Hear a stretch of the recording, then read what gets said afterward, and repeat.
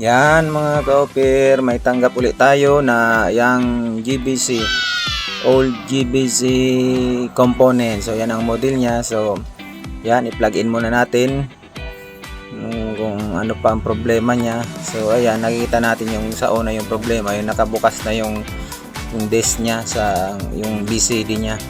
BCD pa kasi noon eh. So ayan, so power natin, yan. Okay naman yung power niya. Tapos ipindutin natin yung FM. O yan o. Pagka pinindot mo yung FM, yung pa ang problema niya, namamatay siya. So yan. Buksan na natin yan. Okay. So yan. Yan pala ang laman niya. Yan o.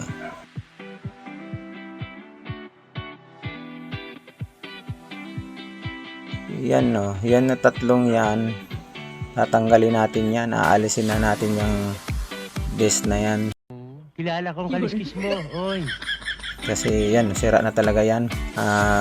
Binigay daw yan sa kanya, sira sa kanila, sira na, ganyan na. So sabi ng may-ari, lagyan na lang daw ng Bluetooth para mas magandang tingnan kaysa ibalik pa yung disk na yan na hindi na maisara.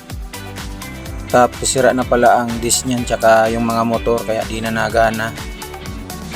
So ayan, linisan muna natin. Bago yan, huwag po kalimutan mag-subscribe, like, and share, and pahit na rin ang notification bell para updated ka sa mga upload kong videos. Yan, lumang-luma talaga siya.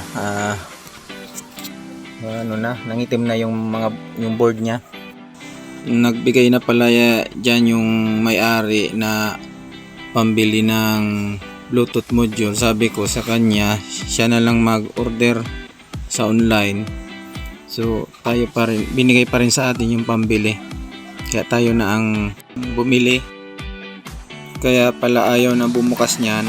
Yung belt niya dyan is maluwag na. So tinanggal ko na lang para ayan, nakabukas na lagi. Kaya nga, ikaw alam kung magaling ang tsamba mo, malakas eh. So ayan pala yung ginawa natin na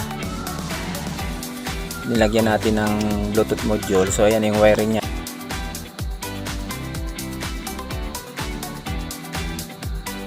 Ayan yung 5 volts, ito yung ground, tapos ito yung antenna, tapos yung tatlo, yan yung left and right niya tsaka ground, magkakasama yan.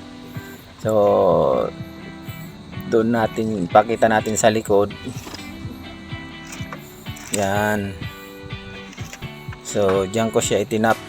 Diyan tayo naglagay ng audio in tsaka ground. Yan na yan, left and right. Yung sa auxiliary yan. So madali lang naman mag-install ng mga ganyan na MP3 Bluetooth decoder na yan. So yan o. Okay na yan. Yan o, kita nyo sa baba may EUX, naka-select na yan sa auxiliary. Diyan tayo nag-input. So ayan o, naka-FM yan. So ayan, testingin natin. Yan, okay, may FM na siya. So medyo mahina ang FM nya. So ayan, ang ginawa ko dyan, yung video out nya, yung nilagyan ko ng antena. So ayan o, pag sinaksak ko yan dyan, yan o, pag sinaksak, di ba luminaw? So maganda siya. So ayan o, wag na nating patagalin, baka maka-copyright na naman tayo. So sulpot-sulpot na ang sounds niyan. So ayan, tanggalin muli natin. Yan o. So maririnig nyo, ano naman, hindi na clear yung tunog.